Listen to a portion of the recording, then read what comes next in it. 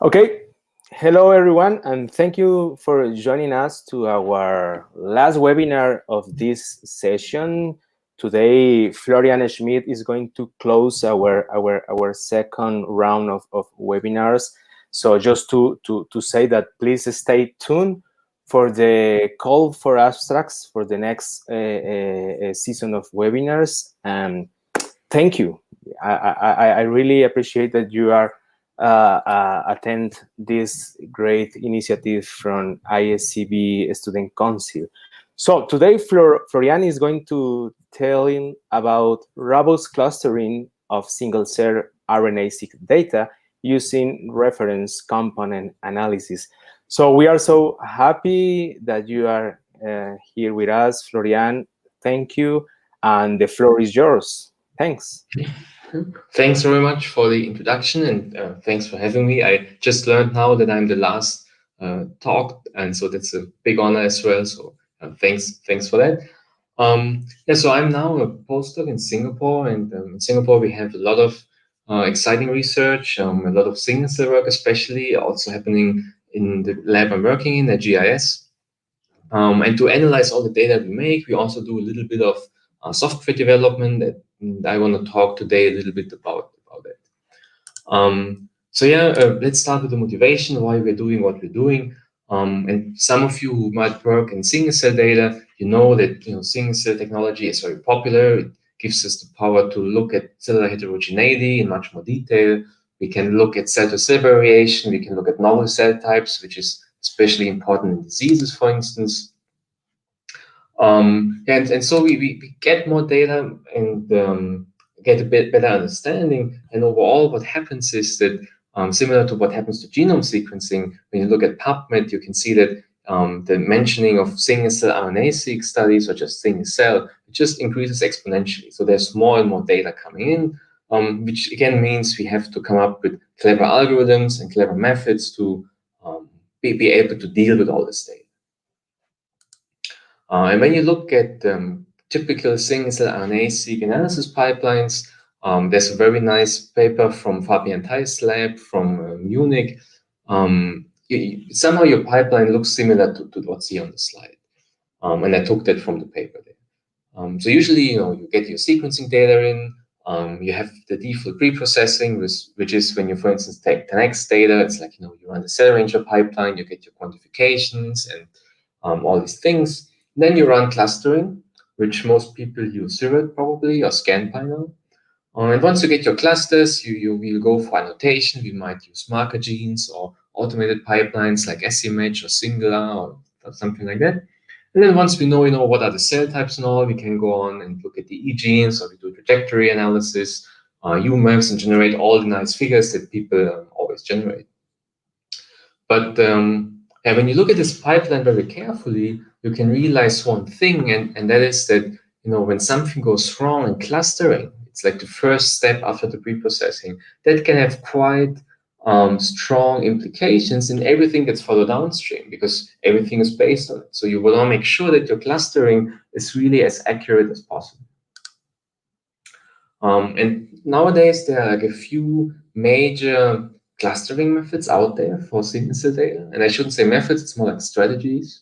So one is k-means clustering, which everybody learns about in basic algorithmics lectures. And famous methods for this, for example, were SC3 or RACE-ID. And those were really among the first methods that came out when people were looking at how to cluster single-cell data. And another very classical example for clustering is hierarchical clustering, and it was also used for single-cell data. But especially this has quite some limitations in terms of memory it's using, depending on how many cells you want to cluster. So you need something that's a little bit more scalable. And for scalability, what people usually do nowadays is they use graph-based clustering methods. And there are many different graph clustering methods out there, and Seurat and ScanPy, they implement quite a lot of those. And this is nowadays what's typically used in the field. However, there is, of course, an issue with it, because there are always so many issues with algorithms. And one of those issues is that depending on what clustering method you are using, you can get a very different clustering result. And there's a very nice review paper published on F1000, which also to me again shows that also these journals are like very important and you should not neglect them. But just as a side note, where they really benchmark very nicely all these different clustering methods that that were published at this day. Then they looked at the normalized mutual information or augmented rand index to look at how well is the agreement between those results. And as you can see in the figure, the agreement is not very good because there's a lot of yellow in the figure, and yellow basically means the agreement is not so well. And that's quite a problem, right? Because you don't really know which of those methods is accurate or not. So that's one of the first issues that you face. And then there's a second one, which is very important, especially because we move on into more global scale and consortia scale single RNA-seq studies, which means that we want to integrate data from many different labs, from maybe many different countries, actually. And there's another nice review paper from Nature Reviews Genetics from 2019, where people looked at a very simple experiment. They sequenced the same data with two different protocols. Protocols back then was SmartSeq, and they used SmartSeq and SmartSeq2.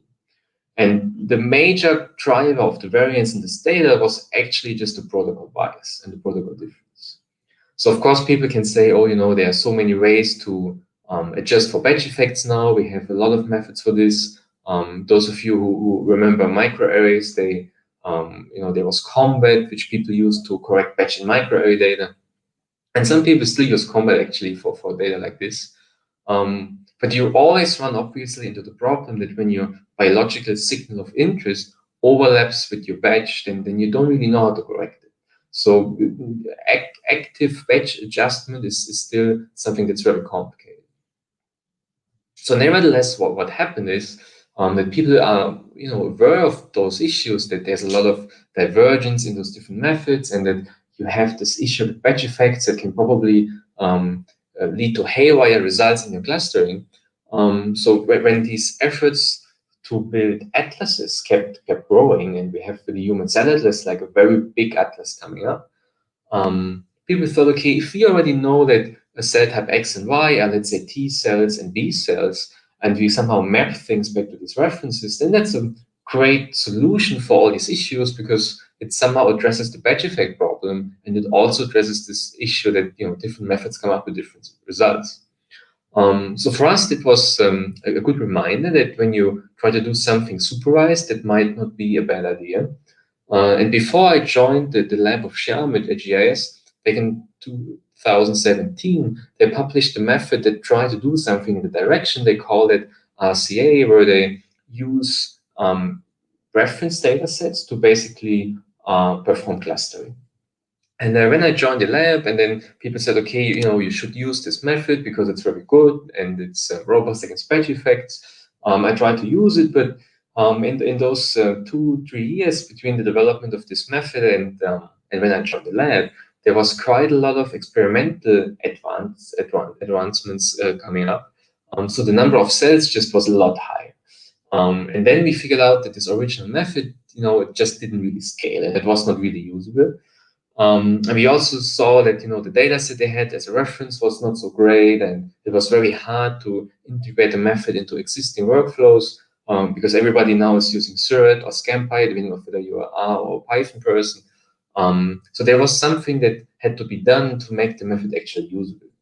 And we went through all this effort because we do believe that the supervised clustering approaches make a lot of sense, and I try to convince you about this in the rest of the talk today.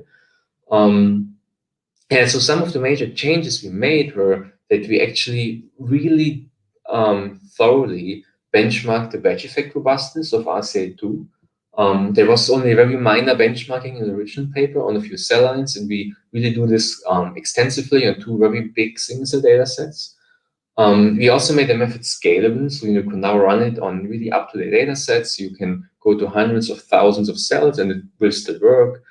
We also added many more references. We have also now mouse and rat, and I think mouse is a very key species to have in any method because it's just such an important model organism.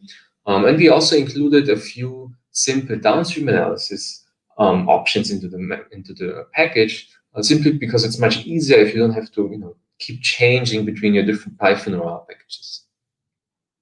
And even if you want to do that, which obviously I think people would be interested in, if they have established pipelines in their lab, is we try to make the method as easy to integrate into existing pipelines as possible.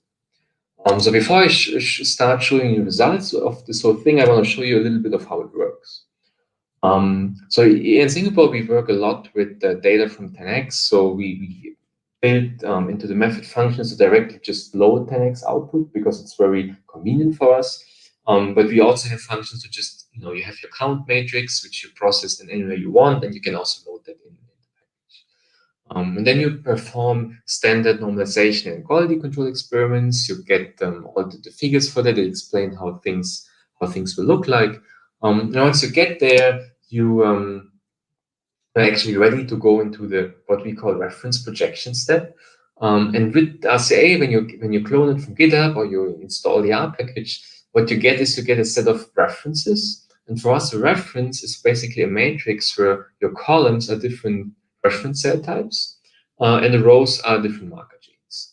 And the references that we have in RCA, they are based on a few different things. We have still microarray data in the package, and I was still quite amazed that RNA transcriptome reference that was made on microarray data still works surprisingly well with single-cell transcriptomics. I think that's really mind-blowing because the difference on the technology is just, it's like maybe 2 decades, and it's still, it shows that the microarrays are actually good things.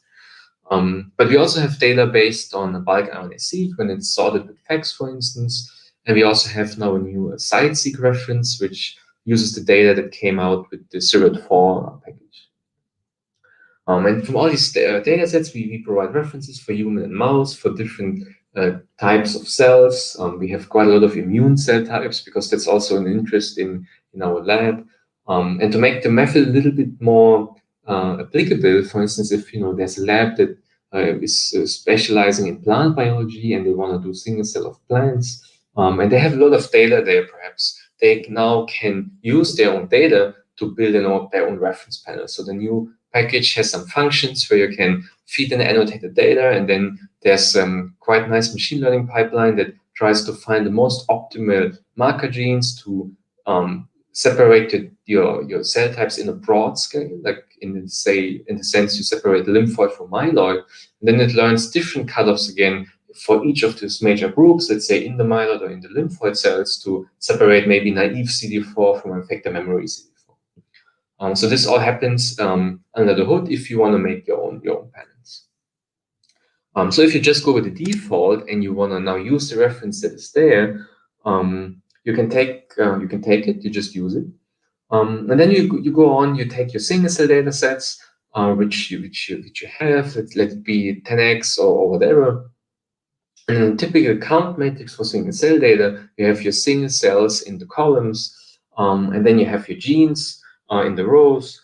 And usually how this works, right, is that you represent your data in this gene space. And if you go with the novel clustering, what you will also do is you find highly variable genes, which are your feature genes, and then everything that happens in the space spanned by the feature genes. So this is basically what's shown now in the illustration here, that we have this simplified feature space, let's say, of those 2 genes, and that's our query single cell data set. And what we then do in the projection step is we simply compute the correlation between this reference data set and our single cells. And in very simple terms, what then happens is that we basically change the base of our coordinate system from genes to cell types. So now we represent every single cell, which is still a column, in the different rows of the different cell types from our reference data set. And if you look at the cartoon again, you can see that in the ideal scenario that your cells will nicely cluster in the cell type space based on cell types and not anymore on maybe batch or whatever other thing that leads to the organization of the cells that you see in the left, where the coordinate system is based on genes. So once you compute this projection, everything that happens in RCA is happening in this particular cell type space. Clustering, downstream analysis, everything. Yeah, and once you have your projection, as I said, we can do clustering, and in the new RCA method, we also have graph-based clustering to just make it a bit more scalable. And then we also added another feature which I find extremely useful, which we call cluster-specific quality control. And you can replace cluster-specific with major cell type-specific. And this is very useful. I show an example later that sometimes, lymphoid cells, for instance, they can have a very different QC profile than, let's say, myeloid cells. And if you just if you're not aware of that and you look at all your cells together, you might just have very strange QC cutoffs that discard cells which you actually would like to keep, just because you don't know that there is this heterogeneity in the data.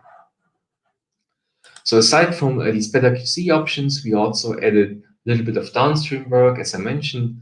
For instance, when you compute the E-genes, you can directly look at Go terms and KEGG pathway enrichments, which is something that biologists always ask me to do. So I thought, okay, let's just build in the package so it's a bit easier. And we also have the default things. You can look at heat maps that represent the reference projection. You can get U maps right away, which usually look very nice in the cell type space. And you basically don't have to run a monocle or something like this anymore, because the similarity in the cell type space that gives a layer that looks very much similar to that. And we also integrated the cell type inference methods. So you can look at cluster composition plots that which give you an idea about which cell types you probably have in your data set.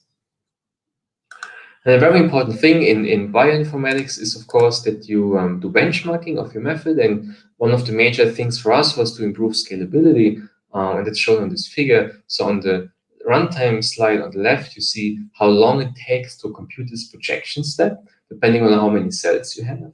And the red is version 2, and you can see it's less than 2 minutes for more than 200,000 cells. So that's totally fine.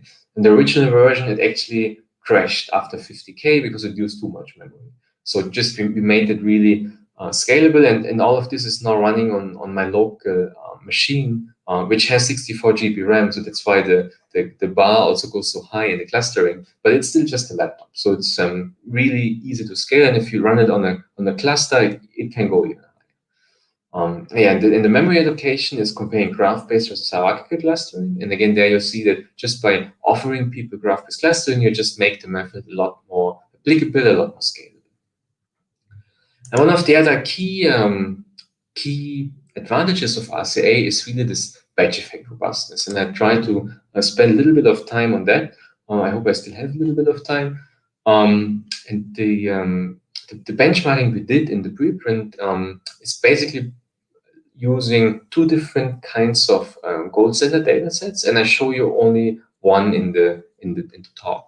So what we have here is we have PBMC single cell data, which is site-seq data, and with site-seq data you get two different things. You get the single cell RNA-seq fraction, so you get the transcriptome, but you also get a readout for the protein abundance on the cells, which are those ADT tags.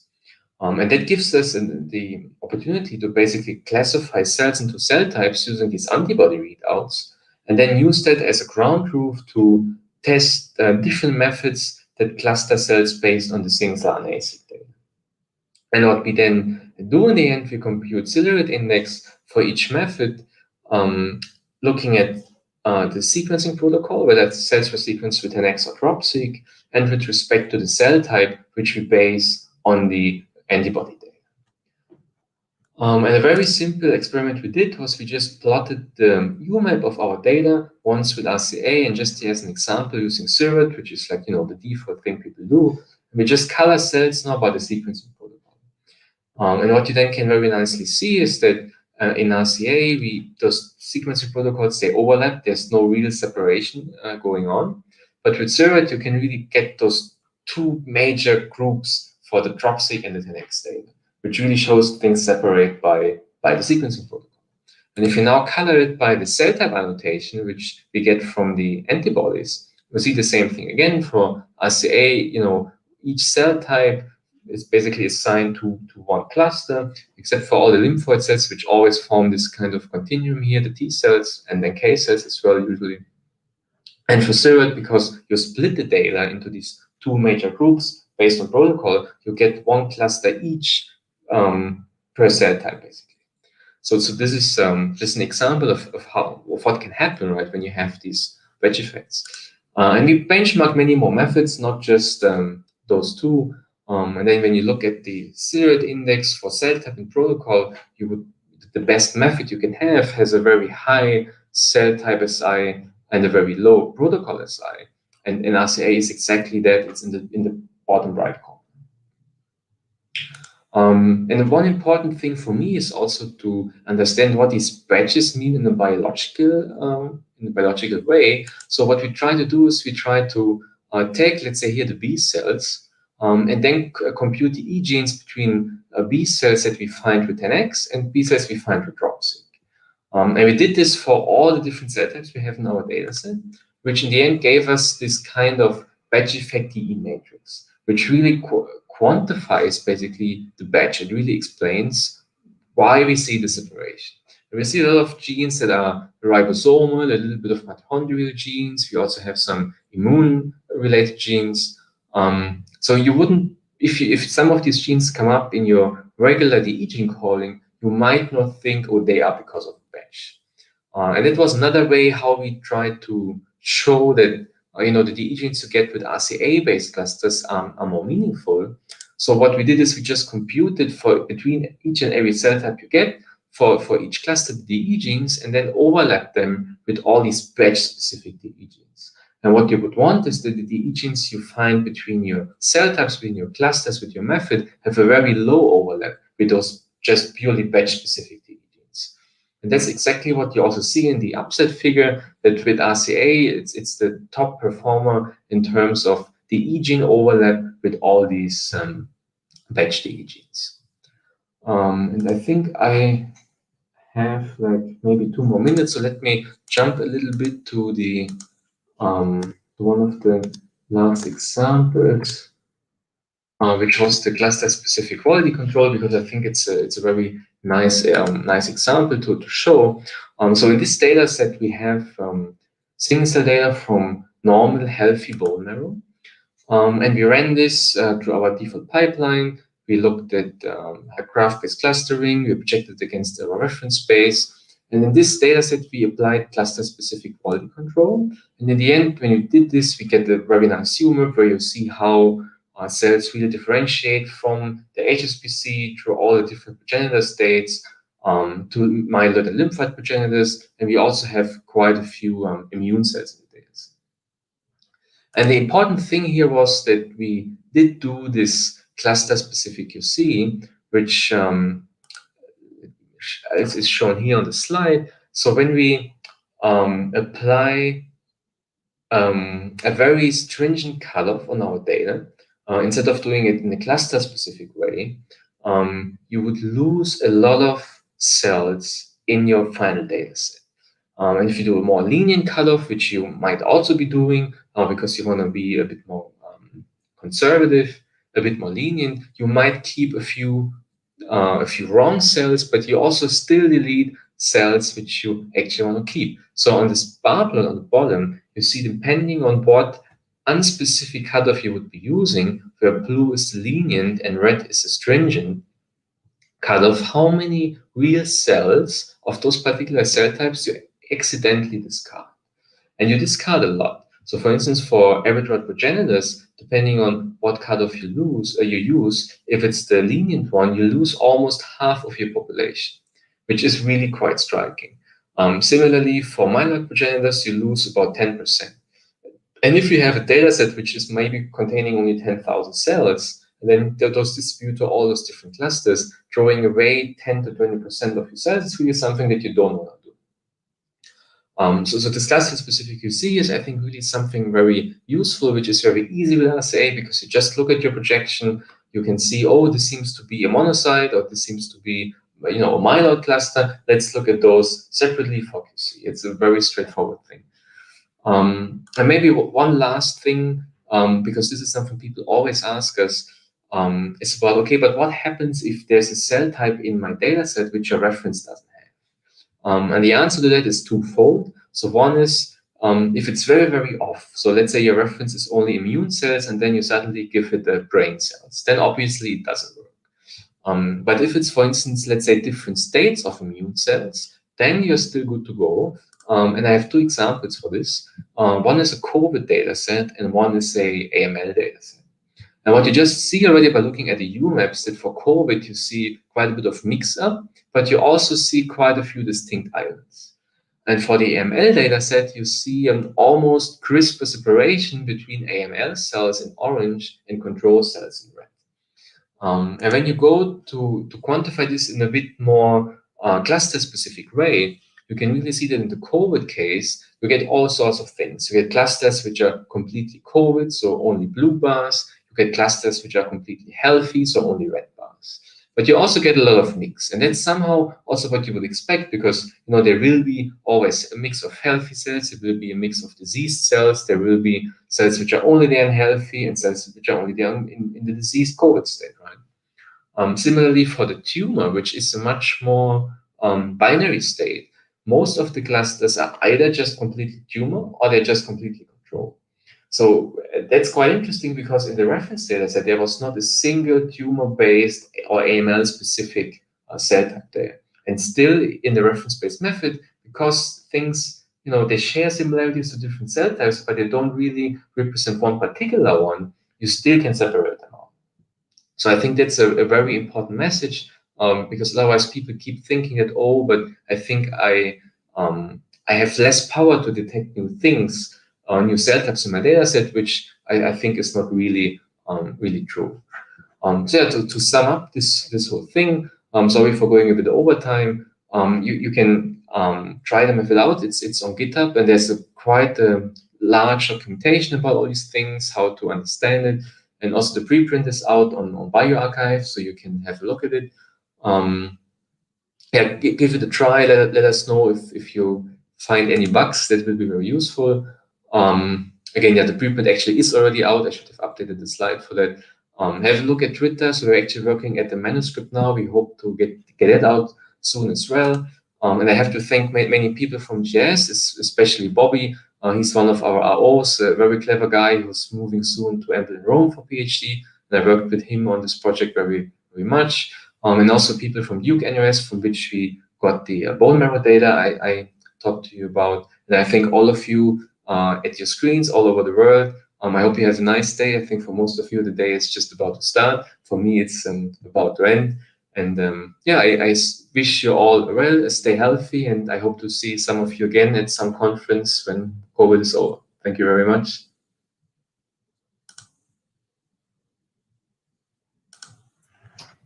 Okay, thank you, Florian. It was a really nice talk. So now it's time for questions. Let's wait for questions from attendees. But in the meantime, so I have one. So I was curious, Florian, about the graph-based clustering that you mentioned. So how it works, the graph-based clustering? I mean, it is possible. I assume that is possible to calculate different kind of distances, different kind of metrics. Also, it is possible to apply dissimilarity measures. Also, if you can maybe elaborate more about the graph-based clustering. Yes. Yes, yeah, so you're totally right. There's so many different options for this. And there were in literature a lot of different graph-based methods that were published. You had this DB-scan, for instance, shared nearest neighbor methods. But then I think the most commonly used method now is the Slovene clustering, which is used in Seurat as well, where it basically works with k-nearest neighbor networks. And I think it's quite efficient because you don't have to calculate the full distance matrix anymore, so it's much faster. And that's how you can actually scale. But yeah, in RCA we have the Slovene clustering, and we also had DB-scan, just because it's one of the more traditional methods, so we also thought of keeping it.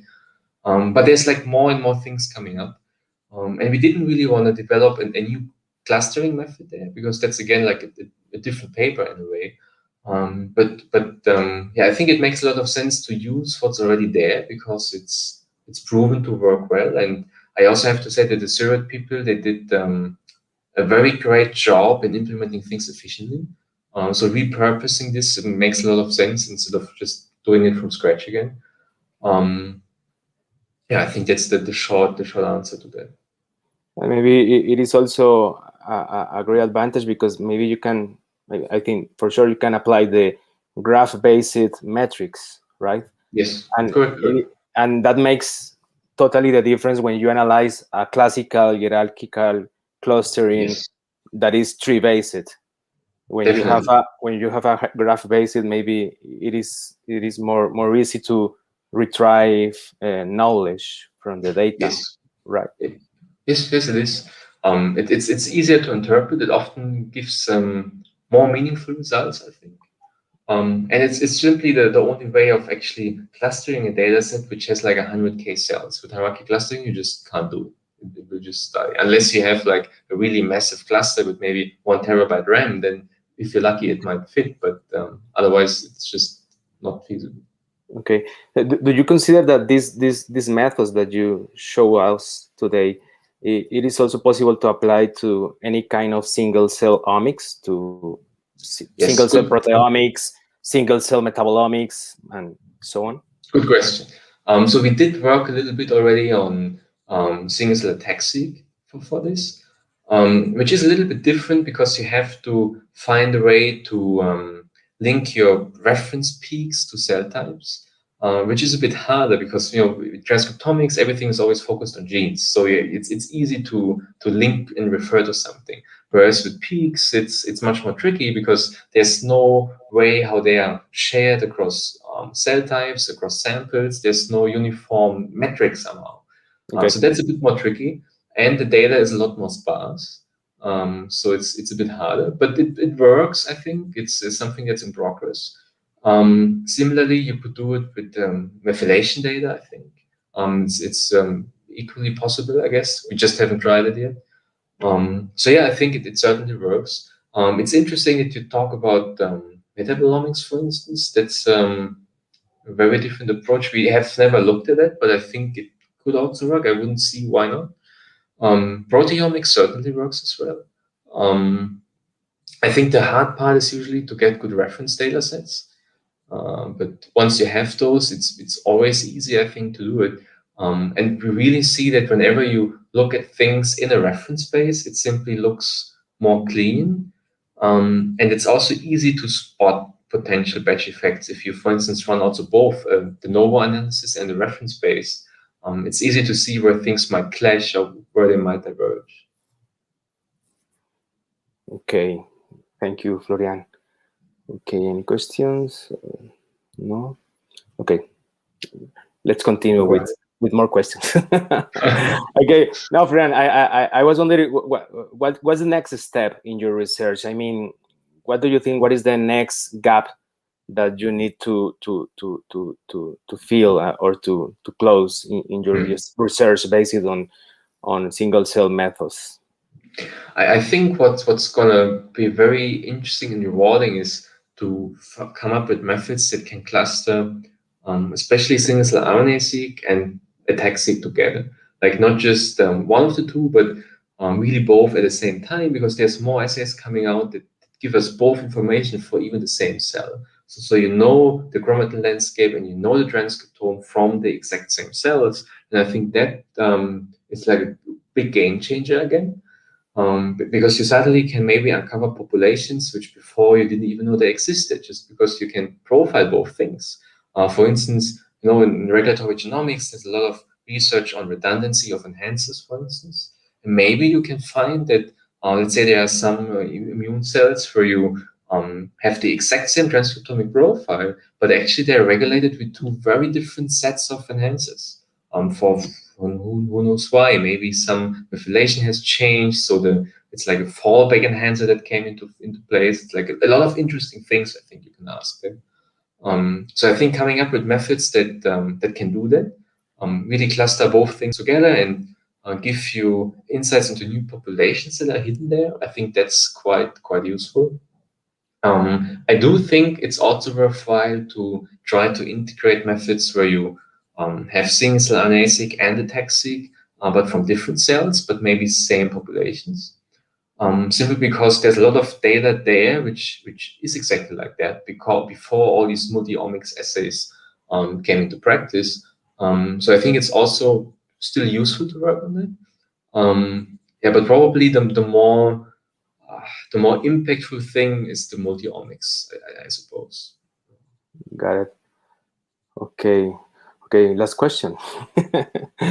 So do you think, Florian, that the complexity of these methods, or the challenge in order to develop new methods, is related with the complexity of the diseases?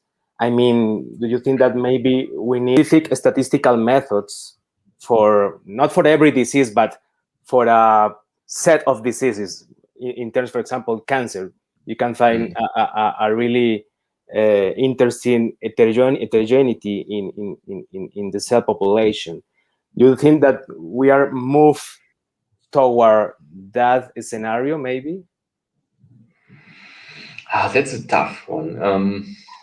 I think it's probably going to be like that, but mostly because I think the way this whole research it's organized, because I think what usually happens is if people have like big cancer projects, they have like a core set of bioinformaticians that work on this, and usually they are asked a certain question, or can you find this mutation which is different in, let's say, all the groups we have in this cancer. And then they will start to code something, and bioinformaticians always write new code for everything mostly. And I think then they will come up with some sort of variation of maybe a method someone else have already implemented, but that was maybe tailored a bit too much to disease X, so they change it a bit to fit to disease Y. I think that is probably happening just naturally, because such as things really work on whatever problem you have. But I think the overarching fundamental of how those methods work, that's probably not going to change so much. For instance, I saw a lot of papers where people use logistic regression or random forests to make predictions on single cell data, and those methods were used before. And that works. It works. Yes, you might have to tweak your features a bit because they are a bit different. Maybe the regularization needs to be fixed a bit, but it's still a logistic regression or random forest. Just the way you use it might be a bit different. Yeah, so I think things will get a bit more specialized, perhaps, but not that the whole fundamental things will change. And I think it's also important that it doesn't, because people now start to understand how these methods work. And I think we also got very good in explaining to clinicians and to biologists how these methods work. And I can see personally that the acceptance of results from these models, it's starting to get much better. So when I tell now collaborators, we found this gene using method X and Y, when I started a PhD and when I started a postdoc, it was much harder to convince them to actually pursue that than it is now, because they see that all these models somehow work. So I think once you found something which people trust, it's good to build on that.